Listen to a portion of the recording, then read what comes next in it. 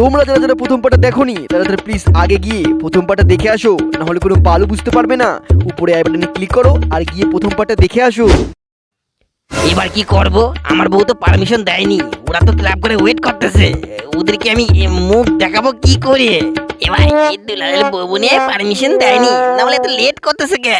আরে ভাই মদন, তুই তো চাপ দিচ্ছিস কেন? ওর নাম দুলাল, ও ঠিক পারমিশন নিয়ে আসবে।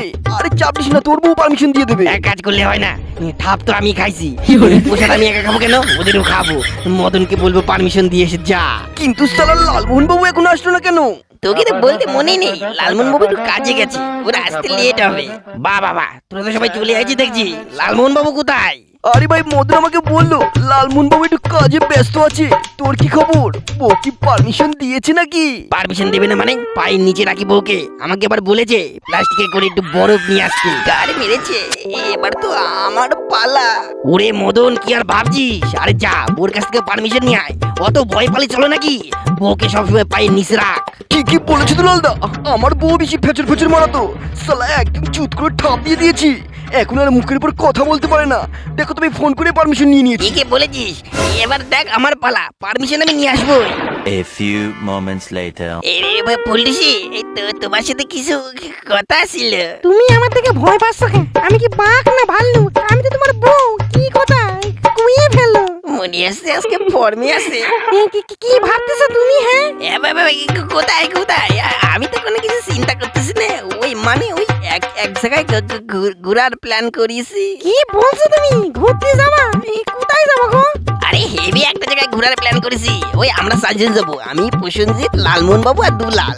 হেভি বরফ পড়তেছে ওখানে, দার্জিলিং। ও আচ্ছা, তোমরা চাইছেন ঘুরতে যাবা আর আমি বাড়িতে বসে বসে কি ধুমো দেবো? এটা কি হলো?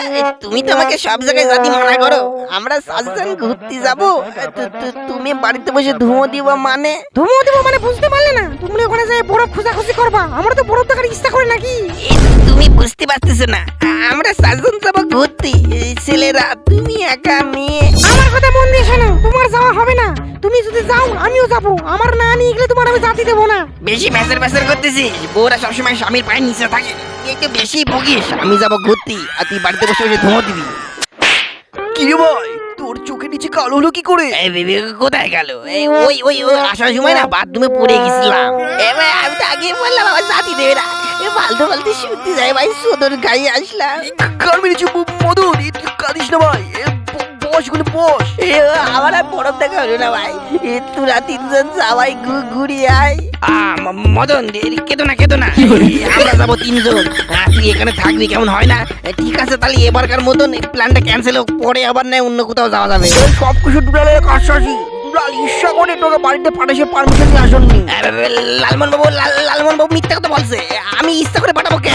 আমি এখানে আসার সময় টোটো বাড়ি গেছিলাম, তোর বোর কাছ থেকে সব শুনে আসি।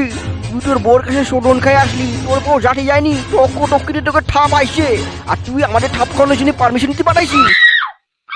শালা লালমোহন বাবুর কিছু না কইছি আজকে কপালটা। মদন লালমোহন বাবু মিথ্যা কথা বলছে।